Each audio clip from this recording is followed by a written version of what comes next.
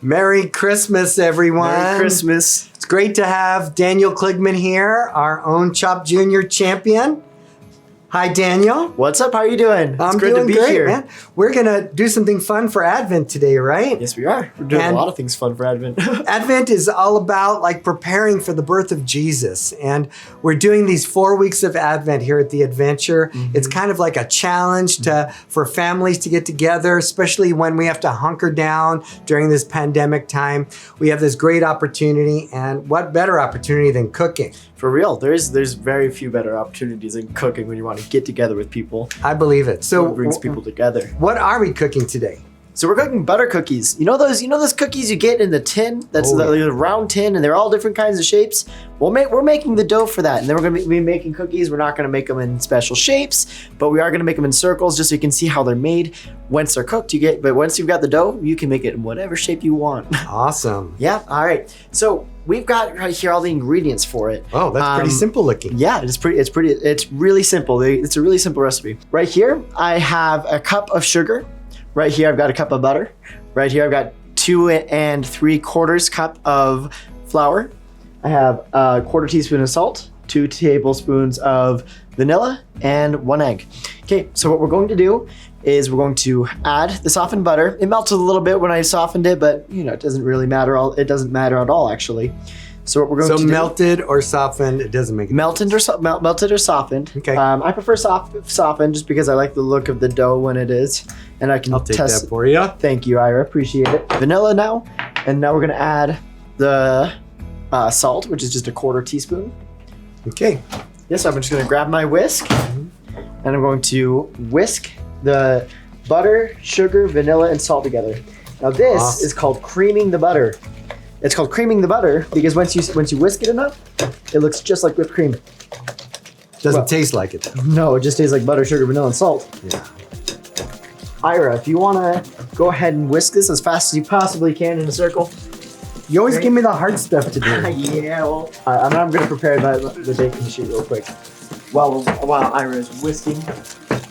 So this dirty bowl right here is perfect, and here's why.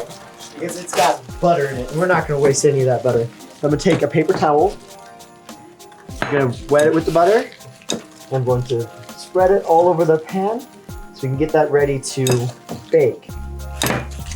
So I'm gonna go ahead and take this over for Ira because he's tired and I'm old. very tired. Just kidding. Tired and old, huh? Yeah. All right. Okay, so now let's this, see. now go ahead and look right here. Do you see how it kind of looks like whipped cream? Yeah, That's called creamed butter. So now we're going to tap all that, sorry about that.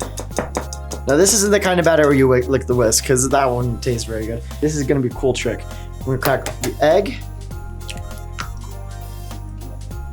and put the flour in there too. Okay. Okay. What we're going to do is use 2 identical knives. Wow. Well, I didn't mean to scare you there. And we're going to cut the flour. Now, why do you do that? I do that because if we mix it and if we smush it together, it develops the gluten proteins too much, and then it becomes like a gummy cookie. And no one wants a gummy cookie. Nobody wants a gummy cookie. Yeah, so what you'll do is you'll have the knives diagonal like this. You can use butter knives for this too. You don't have to use real like chef's knives. So is this going to like clump together in a ball, or is it going to be little bits like this? Oh, you'll now? see. Just give me a sec. The more you cut it, the more it mixes. Wow. I mean, if you look before, it was all floury and it was all like it didn't look like dough or batter or anything it's supposed to look like for a cookie. What's your favorite Christmas cookie? Oh, my favorite Christmas cookie. I don't know. Probably.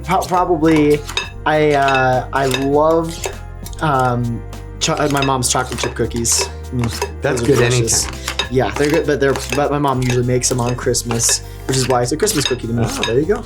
I like those little round cookies that are covered in powdered sugar.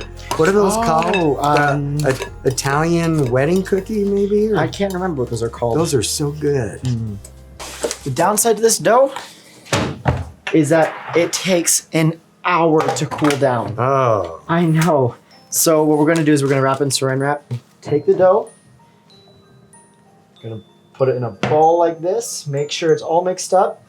This is the only time you want to mix it with your hands because you just want to make sure that There's no egg clumps in there and spots with different like powder and flour. You just want to make sure it's all mixed up. Then Is you're it going to come together? Yes, it is. It's pretty loose. I know right now. Give Whoa. me 1 second while I just. Now I'm just going to put it together like. Oh, there you go. Yeah. All right, I'm gonna go ahead and move this out of the way real quick so you guys can get a better look.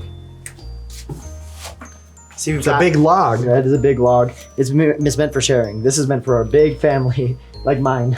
Yeah. So I've got this one. I'm gonna go ahead and move over here and put it in the fridge. Let that one chill. And this one, You're smart, kid. thank you. This one is nice and hard. It's not soft anymore. They're not supposed to do that, though, are they? No, don't do that in your mom's kitchen. Counters. Okay, so you Wow. see this? It's the That's same perfect. dough. It's just harder now. Okay, so there's 2 ways you can prepare these cookies. If it's in a log like this, you can just cut it in slices and just place it on the sheet. It'll separate and it'll bake perfectly. Or you can roll it out and use a cookie cutter to cut it in. So now that I've got my cutting board and dough, they're going to be different sizes because this log is kind of wanky, but it doesn't matter because they will cook the same. So I'm going to cut the end off. We're going to put as many as we can fit on the one sheet. Okay. They're not going to be super evenly. They're not going to be perfectly circled, but these are butter cookies. That's not supposed to be Just to eat them. Seriously. And so we're going to take this off, and I'm going to put it in the oven at 400 degrees for 8 minutes. Ooh. All right. So now that we've let these cookies bake, I'm going to go ahead and take them out of the oven. So. Oh, they look perfect. Yeah, they look awesome. Ooh. There's nothing like a fresh cookie out of the oven. Very little like it. So I'm going to go ahead and lay down a towel. That way we don't burn the counter. Because could you imagine burning a counter? All right, put it on my cutting board right here. And I know in every single one of my videos, What are you doing? I've added salt to my sweet things. But I love, you got to put the salt on fresh. And kind of give it a little bit of a pat so the salt kind of sets right into that cookie. Now, why would you do that? Because salty and sweet is delicious together. I love salty and sweet. So, however, I just recommend doing this once because not everybody likes this. So just do it one time, try the cookie. If you like it, do it with all of them. Okay? All right, here we go. So Cheers. this is hot, so it's still a little bit soft, but usually these are served cold and hard. Dude, that is so good. I They're love so the good. salt crystals on top. They kind of crunch and then the sweet butter. That is excellent. These are great cookies to eat for Christmas, maybe around the Christmas tree, but also this would be a great gift to maybe for our love challenge for Advent, be able to make an extra batch and maybe give to someone who's quarantining or someone who's not feeling well. You could leave a plate for them at their door and knock on the door, and they'd be surprised by that. And they'd be able to experience the love of God at Christmas as well.